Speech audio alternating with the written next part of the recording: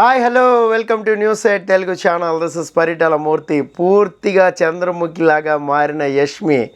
So అలాగే title ఎందుకు పెట్టామంటే యష్మి వర్సెస్ సోనియా బ్యాటిల్ ఇరగదీసింది. అలాగే యష్మి వర్సెస్ మణికంఠ ఈ నామినేషన్లో కొంచెం ఏదైనా కాస్త కిక్కిచ్చిన అంశం ఏదైనా ఉందంటే ఇది ఒక్కటే. యష్మి నామినేషన్ అది పాజిటివ్ ఆర్ నెగిటివ్ పక్కన పెడదాం, కానీ అట్లా నామినేషన్స్ జరిగితే కాస్త ఇంట్రెస్టింగ్ ఉంటుంది. పాయింట్స్లో తప్పు ఎవరు తప్పు ఉంది ఏంటి అనేది పక్కన పడేద్దాం. బట్ నామినేషన్లో కిక్ రావాలంటే యష్మి ఉండాల్సిందే నామినేషన్లో అన్నట్టు ఉంది. ఇక నామినేషన్లో ఏదైనా చెప్పుకోదగ్గది ఉందంటే ఇది ఒక్కటే, వీళ్ళిద్దరు ఆర్గ్యుమెంట్. ముఖ్యంగా యష్మి వర్సెస్ సోనియా ఆర్గ్యుమెంట్ అనేది అదిరిపోయిందని చెప్పాలి. ఎందుకంటే ఇప్పటి వరకు చీఫ్గా ఉంది కాబట్టి యష్మిని ఎవరు కూడా నామినేట్ చేసే అవకాశం అనేది దక్కల. ఇక ఒకవైపు మణికంఠ, మరోవైపు ఇంకోవైపు సోనియా, ఇద్దరు కూడా యష్మిపై రెచ్చిపోయి మరి తమ తప్పులు ఏంటి, తను చేసిన తప్పులు ఏంటి అనేది చాలా డీటెయిల్గా క్లియర్గా చెప్పారనమాట.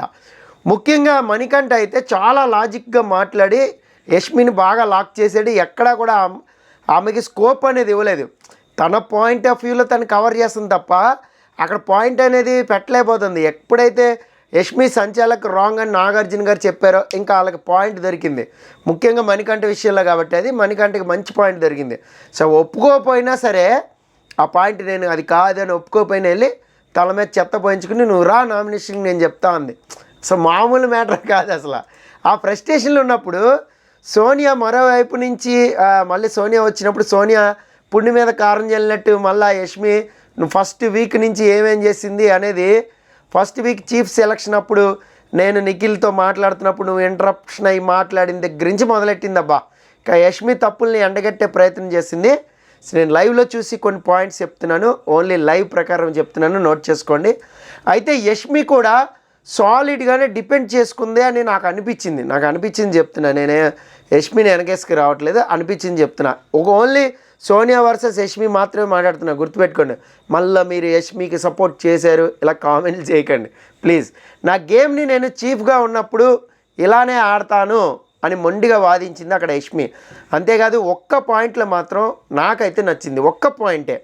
ఏంటంటే డ్రెస్ విషయంలో నాకు కంఫర్ట్ నేను చూసుకుంటా, అది మీకు అనవసరం అని అక్కడ ఒక మ్యాటర్ అనేది చెప్పింది. సో అదొక పాయింట్. ఇంకొక పాయింట్ చెప్తాం, నాకు నచ్చిన పాయింట్ చెప్తా. అదేంటంటే గేమ్ ఆడేటప్పుడు ట్రాక్ వేసుకొని అంది, అది నాకు కంఫర్ట్గా ఉంటుంది నేనే చేసుకుంటా కదా అంది. అప్పుడు ఏదైనా ఉంటే అప్పుడు యష్మి పట్టించుకోలేదు, ఏం చేయలేదన్నమాట. అయితే అప్పటి నుంచి యాక్చువల్గా సోనియాకి యష్మి దొరకలా, అందుకని చెప్పి ఇప్పుడు దొరికింది కాబట్టి ఆ పాయింట్స్ తెచ్చింది. అలాగే స్ట్రైట్గా బుల్లెట్లో ఒక పాయింట్ అంది, ఏంటంటే అది బాగా నచ్చింది, నాకు కొట్టింది కూడా. నువ్వు పృథ్వీ, అభయ్, నిఖిల్తోనే ఎక్కువగా టైం ఉంటావు అనేది సరిపోయింది. అసలు నువ్వు క్లాన్ గురించి ఏం ఆలోచించావు, అసలు నువ్వు నన్ను అంటున్నావు చీఫ్గా, నువ్వేం ఆలోచించావు చెప్పు, పట్టించుకోలే, నువ్వెలా డిసైడ్ చేస్తున్నావు అసలు అని సాలిడ్. ఆ పాయింట్ మాత్రం బాగా నచ్చింది, ఆ ఒక్కవాడే చెప్తున్నా. సో అలాగే నువ్వు కూడా చీఫ్ అవుతావు కదా, ఏం చేస్తావో నేను కూడా చూస్తా, ఏం పీకుతావో చూద్దాం అన్నట్టు. అంటే పీకుతావు అనలేదు, సో మెయిన్ అదే, ఏం చేస్తావో నేను కూడా చూస్తా, ఇంకా చాలా వారాలు గేమ్ ఉంది కదా, నువ్వు ఇన్ని కబుర్లు చెప్తున్నావు కదా అంటూ ఆ యష్మి కౌంటర్ వేసింది, ఇచ్చి పారేసింది అని అందుకనే పెట్టా టైటిల్ నేను. నాకు అది మాత్రం బాగా నచ్చింది, ఈ ఒక్క పాయింటే. మిగతా ఏది అనుకోవద్దు, ముందే చెప్తున్నా, note this point. First week నుంచి లక్ ఫేవర్గా వచ్చావని పెద్ద గొడవ చేసింది సోనియా. అలాగే లక్తోనే వచ్చావు నామినేషన్గా అన్నావు, నువ్వు ఒప్పుకున్నావు కూడా అప్పుడు. అలాగే నేను చీఫ్ అయ్యాను ఇంకా అనవసరం అని అక్కడి నుంచి నీకు బాగా ఎక్కువైపోయింది, మ్యాడ్ అయిపోతున్నావు ప్రతి దాంట్లో కూడా. ఏదైనా చూస్తుంటే సాఫ్ట్గా ఎక్స్ప్లెయిన్ చేయడం అనేది నీకు రాదు, వాడి రీజన్ ప్రాబ్లం వాడికే ఉంది కదా, నీకెందుకు మధ్యలో అని ఊరుకోవు, నువ్వు వెళ్ళిపోతావు, అగ్రెసివ్గా మాట్లాడతావు, చాలా విషయాల్లో మధ్యలో దూరిపోతూ ఉంటావు. ఇలా సోనియా చాలా టక్క బాణాలు వేసింది, యష్మిపై విరుచుకుపడింది. నాకు అంత మెమరీ పవర్ లేదమ్మా, 1 by 1 అడిగన్నా సరే ఇంటరప్షన్ ఇద్దరికి మధ్యలో. మైక్రో మేనేజ్మెంట్ అంటుంటే మణికంఠ నువ్వు కట్ చేసినావు, టాస్క్ రాకముందే నువ్వు హ్యాండిల్ చేసేస్తూ ఉంటావు, నువ్వే పెద్ద తెలిసినట్టు. ఏ ఇనిషియేటివ్ తీసుకున్నావు అసలు నువ్వు చెప్పు.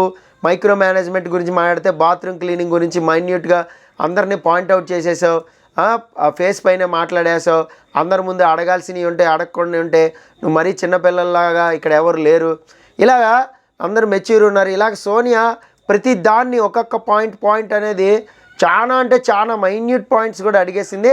కానీ మన దాంట్లో చీఫ్ అయ్యి టాస్క్ వచ్చినప్పుడు బ్యాడ్గా హ్యాండిల్ చేసావు, ఆ బ్యాడ్గా హ్యాండిల్ చేసినప్పుడు మరి టాస్క్ ఏమైంది, మొత్తం అంతా పోయింది కదా అంటే, ఏ టాస్క్ నేను బ్యాడ్గా హ్యాండిల్ చేసే చెప్పింది అక్కడ యష్మి. అప్పుడు రేషన్ టాస్క్ దొంగతనం గురించి మాట్లాడింది సోనియా. అవతల వాళ్ళని రెచ్చగొట్టడం అని నేను అన్నాను, కానీ డిస్టర్బ్ చేయడం ఇలా మాట్లాడేసింది. అంటే చెప్పాల్సిన పాయింట్లన్నీ సోనియా ఎలా చెప్పేస్తుందంటే, మీరు ఇదే అని కన్ఫర్మేషన్ ఇట్లా బాణం వేసి బుల్లెట్ లాగా అనమాట. అది వాళ్ళల్లో ఉందా లేదా అనేది సెకండరీ. నీట్గా ఏదైతే పోర్ట్రే చేయాలనుకుంటుందో ఆడియన్స్కి అది ఖచ్చితంగా పోర్ట్రే చేసేస్తూ ఉంటుంది. సో నీ మైండ్ పాజిటివ్గా పెట్టుకో ఫస్ట్, అది పాయిజన్లా తయారు చేసుకోకు. నెగిటివ్గా మ్యాడ్గా చేసేసుకుంటున్నావు, ఎమోషన్ ఉన్నా సరే దాన్ని పాజిటివ్గా డ్రైవ్ చేయి, అప్పుడు ఇంకా బాగుంటుంది. యాక్చువల్గా ఈ వర్డ్ కరెక్టే పాపం, పాజిటివ్గా ఉండాలి. నువ్వు నెగిటివ్గా వెళ్ళిపోతున్నావు, ఎక్కడ కూడా ఉన్మాదిలాగా ముందుకు వెళ్ళిపోయి ఇలా కొట్టేస్తున్నావు. ఇవన్నీ చెప్పాలనుకున్న పాయింట్లు కరెక్టే, కానీ చెప్పే విధానం అనేది కరెక్ట్గా లేదు. ఫస్ట్ నుంచి కూడా సోనియాలో అదే ప్రాబ్లం ఉంది, మనం చెప్పుకుంటూ ఉంటాం. దగ్గరలో నాగార్జున దగ్గర ఉన్నప్పుడు మళ్ళీ నన్ను రెడ్లో పెట్టేసావు, దానికి అసలు నీకు క్లారిటీయే లేదు అని ఇలా మాట్లాడింది. దానికైతే సాలిడ్ కౌంటర్ ఇచ్చింది యష్మి అయితే. సో 1 వీక్ అంతా కూడా నేను ఫోకస్ చేయలేదు, నేను ఒప్పుకుంటా. అందుకు చీఫ్ కింద నువ్వు ఉన్నావు, నేను రెస్పెక్ట్ చేస్తూ నేను గేమ్ ఆడాను తప్ప, నేను ఎక్కడ గేమ్లో కనిపించకపోతే అది నీ ప్రాబ్లం. చీఫ్గా నువ్వు ఫెయిల్ అయినట్టు నేను ఫెయిల్ అయినట్టు కాదని యాజ్ ఎ ప్లేయర్గా అలా మాట్లాడుతుంది. మళ్ళీ నువ్వు నన్ను రెడ్లో ఎందుకు పెట్టినావు అని ఇలా మాట్లాడుతుంది. అంటే 2 కాంట్రడిక్షన్ వర్డ్స్ ఉన్నాయి చూడండి. లైవ్లో చూసిన వాళ్ళకి అర్థమవుతుంది. నేను చీఫ్కి రెస్పెక్ట్ ఇస్తా, నీకు గేమ్ ఎలా ఆడాలో క్లారిటీ లేదు, ప్లేయర్స్ ఎలా ఆడుతున్నారో కూడా తెలియదంట. నువ్వు చీఫ్గా వేరే ప్లేయర్స్ ఏం మాట్లాడుకుంటున్నారు ఏం ఆడుతున్నారో కూడా తెలియట్లేదు నీకు. 100% ట్రై చేసినా నేను ఆడతాను, కానీ సోనియా చెప్పేసుకుంటుంది 100% నేను టాస్క్ ఆడడానికి ట్రై చేసినా, ఒక టాస్క్ ఆడినా నా టైం బాగా బొక్క ఓవర్లో పడిపోయినా, ఆ తర్వాత సంచాలకుగా నేను సక్సెస్ మంచి డెసిషన్ తీసుకున్నా. ఏం సక్సెస్ సంచాలకుగా? అదా ప్రేరణ లాంటి సంచాలకు వచ్చింటే తెలిసిండేది.